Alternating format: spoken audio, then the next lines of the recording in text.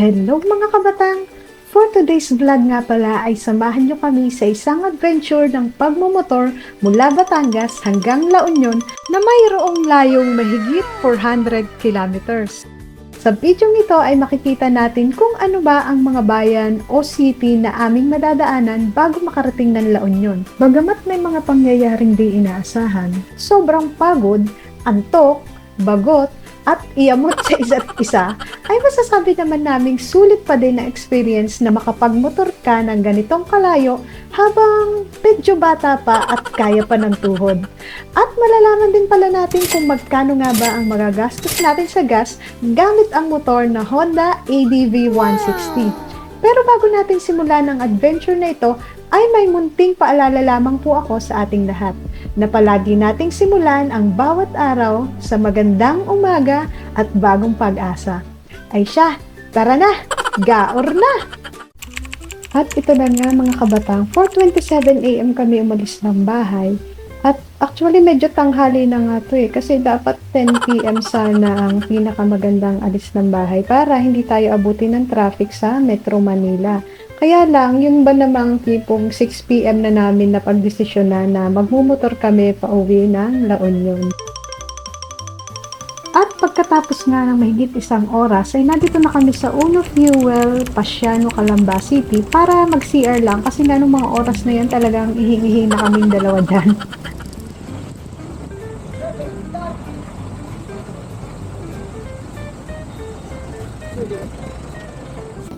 At ayun nga po, dumating kami madilim-dilim pa, ay liwanag na ng lumarga. Ganyan po talaga kami mag-CR.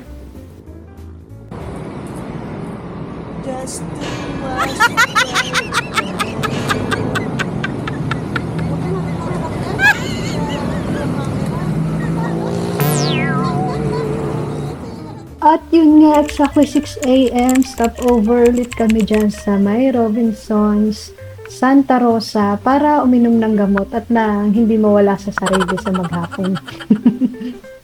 At ayun nga mga kabatang, pagkatapos naming baybayin ang Laguna, ay dumating naman kami sa Muntinlupa City at sa East Service Road pala ang itinurong daan ni Google Map. Kaya sa part na yan ay nasa Arca South, Taguig City na kami.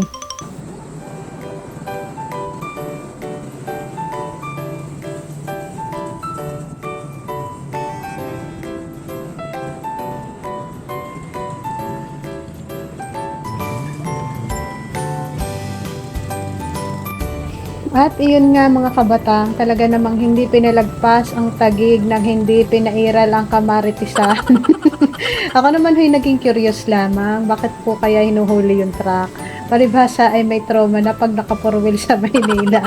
Yung tipong nasa red light ka na ay matitikitan ka ng overspeeding. Ay alam nyo na ho kung saan yung sinasabi kong iyon. Ay di pagkatapos nga po ng Taguig ay nag-EDSA po kami. Kaya ayan, napadaan po kami dyan sa GMA at hindi ho talaga mapigilan ng kakulitan. At pagkatapos naman po ng EDSA ay dumating na po kami ng Valenzuela. At sobrang inabot po kami ng sobrang traffic. Kaya yan nga po, singit kami ng singit. Kasi sobrang init na ng oras na yan kahit maaga pa. At talagang kapag hindi ka sumingit dyan, lahat ng liquid sa katawan mo ay ipapawis mo. Talagang madidehydrate ka. Kaya ayan o, dire-diretso lang tayo. At makalipas nga ang mahigit 2 oras mula sa Taguig, ay nandito na tayo ngayon sa May Kawayan, Bulacan. Kahit wala pa ngang 10 AM, ay talagang napakainit na ng mga sandali niya. Kaya napagdesisyon na namin na huminto muna para mag-water break at tingnan na rin natin kung saan pa tayo mas magandang dumaan. Kung sa bypass ba or doon sa mga city. So, napagdesisyon na namin na sa bypass na lang tayo. Tama kaya na mag-Plaridel Bypass Road na lang tayo? Ano kaya ang itsura ng daan dito? Maganda kaya? Para makita natin, tara, gaor na! Nakikita nyo po yan, ang tinuturo na yan ng araw. Diyan ho tayo dapat dadaan. Ay nakalagpas ho. Ay kaya naman tayo babalik. Pero bago nga po tayo makarating sa mismong Plaridel Bypass ay may higit 7 kilometers itong looban na dadaanan natin na ganito yung itsura. Medyo swerte lang talaga tayo kasi holiday nung araw na to, kaya walang masyadong kasabayang sasakyan at wala ring pasok yung mga elementary school dito sa looban na to, kaya medyo maluwag. At sa wakas nga ay nasa bukana na tayo ng Plaridel Bypass Road. Bagamat nakakangawit dahil nasa higit 18 kilometers ang bypass na ito, hindi ka naman mababagot dahil bukod sa maganda ang daan, napakaganda ng tanawin sa paligid ng bypass na ito. Talaga nga namang mabubusog ang iyong mga mata at magkakaroon ng kapayapaan ang iyong isipan. Tara, enjoy na lang natin tong view. Through the lows, reaching high.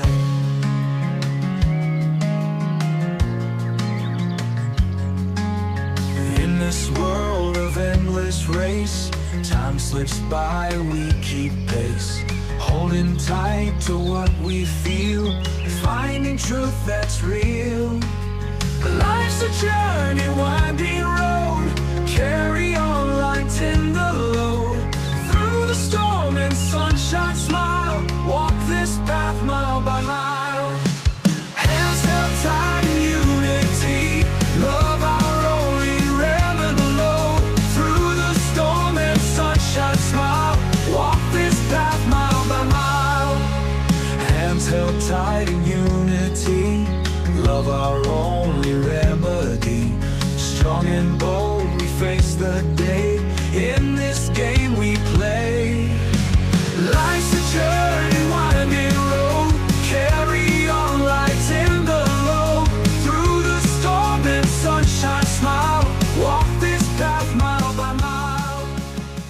O kabatang, kung na-enjoy mo naman ang view na dinaanan natin, baka pwedeng pakilike mo na tong video at pakicomment mo na rin kung gusto mo rin bang maranasan ng mga ganitong klaseng adventure. At kung sa Facebook ka naman nanonood, baka pwedeng pakifollow mo na rin yung page ko. At kung sa YouTube naman, ay baka pwedeng isubscribe mo na rin ang channel ko para updated ka kapag nag-upload uli ako ng mga ganitong klase ng adventure at ganitong mga kakulitan. Hindi magkasabay yung kamay namin eh. Salamat! Ayun, nagkasabay din. Pagkatapos nga ng napakagandang Plaridel Bypass Road, ang bumungad sa amin ay itong Shell Gasoline Station. Kaya nag-CR muna kami at tunay kahong mga oras na aray, ihing-ihi na naman ang mga anak ng inay. Sadya ko kaming palaihi dahil marami din po kaming uminom ng tubig, lalo kapag ganitong mainit yung rides, di ba? Para hydrated tayo palagi, lalo na ang mga kidneys natin, di ba? At sa wakas nga matapos ang 23.5 kilometers mula sa Shell kanina ay nakarating na rin tayo dito sa Nueva Ecija, Bulacan Boundary Arch. Muntik pa nga akong magkaroon dito ng iPhone dahil sa pilitan kong sinabihan sina ate na pipicturean ko sila at ayun nga, nung mapicturean ko ay itatakas ko na sana yung iPhone.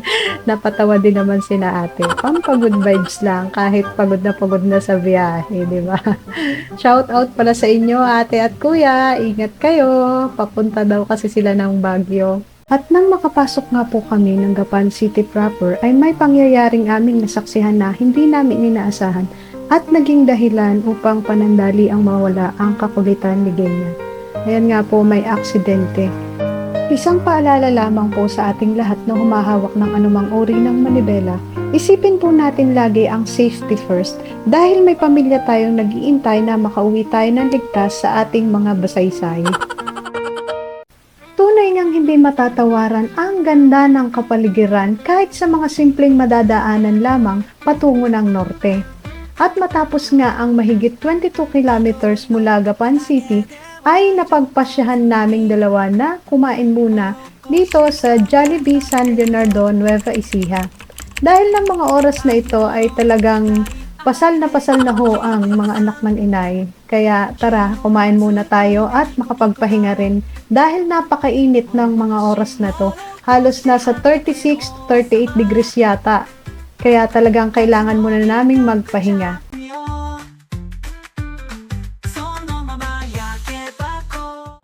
At pagkatapos ng magpahinga, magpalamig at magpakabusog ay dumiretso na ulit kami ng pagbiyahe hanggang sa marating namin itong GT Oil Palayan City, Nueva Ecija para mag-CR ulit. At diniretso nga lang namin ang pagbiyahe hanggang makarating kami dito sa Shell Gimba, Nueva Ecija. Minabuti na namin magpagas kahit may 1 bar pa dahil mahirap kapag naabutan tayo sa lugar kung saan walang Shell gasoline station.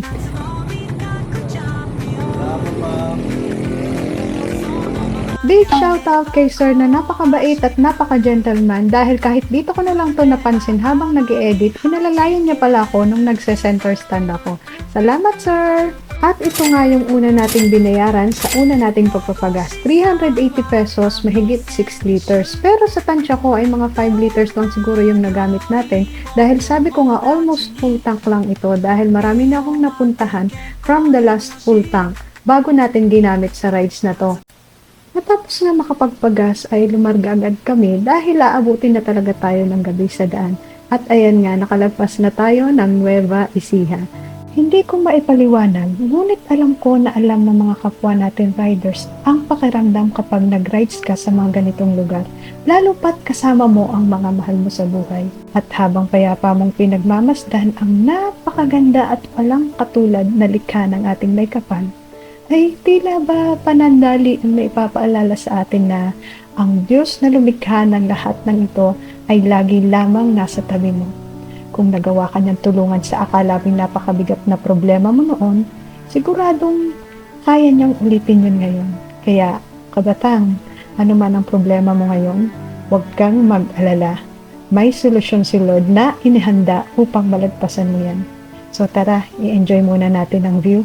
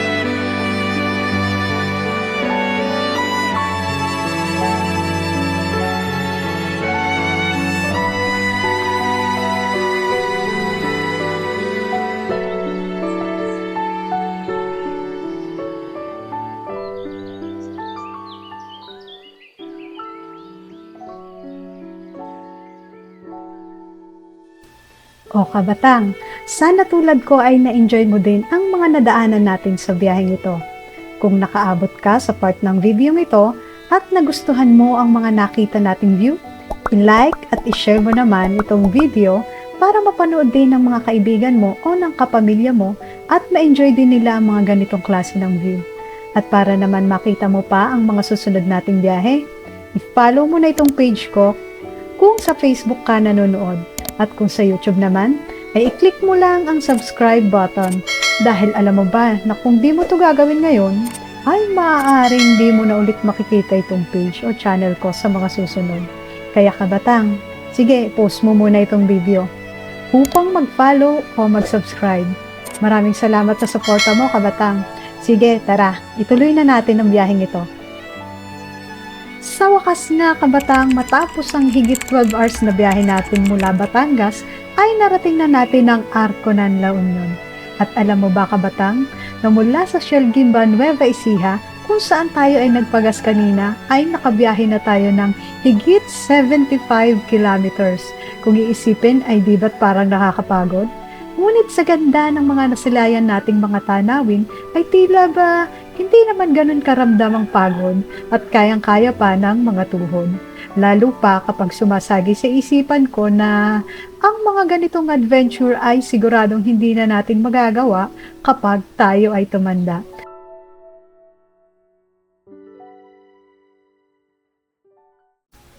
Bagamat naging napakalayo na nang narating natin mula sa huling kinainan natin kaninang alas 12 ng tanghali sa Nueva Ecija, ay dito na lang namin naramdaman na medyo kailangan na natin kumain ulit at magpahinga saglit para may lakas ulit sa susunod pang biyahe. At big shoutout nga pala sa mga staff ng Max Mango Rosario La Union na ngayon ay followers na rin ni Miss Patanggenya. Maraming salamat po sa inyo, ma'am. Talagang napakababait nila at napakaasikaso sa mga customer nila. So ayan, nagpahinga nga muna kami sandali at kumain. Matapos ngang makakain at makapagpahinga saglit, ay diniretso na namin ang pagbiyahe. At as expected, hindi pa nga tayo nakakalagpas ng Rosario, ay inabutan na tayo ng dilim sa daan. At kapag medyo sinuswerte ka nga naman, ay inabutan pa tayo ng malakas na ulan. Mahigit 1 hour din kaming nagpatila dyan, kaya talagang kain oras talaga siya. Nang tumila nga, ay minabuti na naming umandar muli. At tunay ka nga namang medyo may panghihinayang kami na hindi natin naabutan na may araw pa ang mga view makalampas nga ng Rosario. Pero ganun pa man, ay na-enjoy pa din naman natin ang pagbiyahe kahit madilim na ang daan. At hindi pa tayo nakakakalahati ng biyahe patungo sa Bangar La Union, ay inabutan na naman ang mga anak ng ina ng napakalakas na ulan. At mas malakas na ito kumpara sa kanina. Kaya talagang nagpatilabong na ulit kami dahil, ewan ko ba, may mga oras talagang medyo tinatamad kami magkapote. At dahil madalim na nga din ang daan, ay inisip namin na medyo delikado din kung babiyahe tayo, lalo pat wala pang MDL na nakabit. Lalo pat wala pang MDL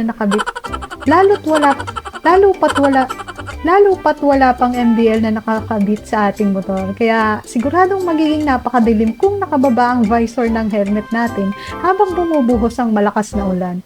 Pero kahit ganito ay talagang hindi pa din nauubos ang kakulitan ni Genya, oh. Video pala to. Ay, nasa Aringgay pala kami sa show. Dahil nga sa kakulitan ni Genya ay di namin naramdaman na mula pala sa Rosario ay nakaandar na tayo ng mahigit 56 kilometers hanggang dito sa San Fernando, La Union. Minabuti muna namin kumain ulit dahil pasal na sadya ng mga oras na ito ang mga anak ng Inay Nare. At lingid nga sa isipan ni Genya na dito pala niya huling makakasama ang kanyang salamin. Na sa bidyong ito ay makikitang suot-suot pa nga niya ang kanyang salamin. So sad. Pagkatapos nga na makapag-recharge ng katawan sa masarap na kambing na kilawin, na first time na tikman ni Genya na nasarapan naman kahit naninibago sa medyo maangot na lasa, ay umandar na kami at napadaan sa surfing capital of the North. At talaga namang hindi mapigilan at halos mabali ang leeg ni Genya kakabarites sa mga nagseseksihan sa paligid. Ay, hindi pala. Sa mga nagkikislapang mga ilaw sa paligid, bagamat tila ba mapapakas na sa kanyang mukha ang pagod. Sa pagpapatuloy nga ng ating biyahe ay narating din natin ang Balawan at kasunod na naman ito ang Bangar La Union. At tulad nga ng sabi ko ay malalaman natin kung magkano ba ang nagastos natin sa gas upang makarating dito sa Bangar La Union mula sa Santo Tomas, Batangas. At ito nga ay umabot lamang na hindi ko naman talaga kayang ibigay ang eksaktong nagastos natin sa gas dahil may natira pa naman tayong 5 bars ng gas mula nang nagpa-full tank tayo kanina sa Nueva Ecija. Kaya tinansya ko na lang talaga at sa tansya ko nga ay umabot lamang ito ng more or less 550 pesos. Talaga nga naman palang napakatipid ng ADV 160 pang long ride. Ay kabatang, sa 16 and a half hour ng biyahe na ito ay talaga nga namang makakaramdam ka ng pagod. Pero napapalitan naman ito ng nag-uumapaw na saya at pagkabusog ng mga mata dahil sa mga tanawin na ating nakita. Talaga nga palang iba ang experience kapag nakakarating ka sa iba't ibang lugar gamit lamang ang motor mo. At kabatang, kung umabot ka sa part ng video ito, thank you so much sa suporta mo. Salamat na din pala sa mga bago at patuloy na makakasama natin sa susunod pang mga biyahe at gaor natin in the future. Watch out for our next video at magmumotor ulit tayo mula Bangar, La Union patungo namang Baguio. Hanggang dito na lamang muna kabatang. Always ride safe!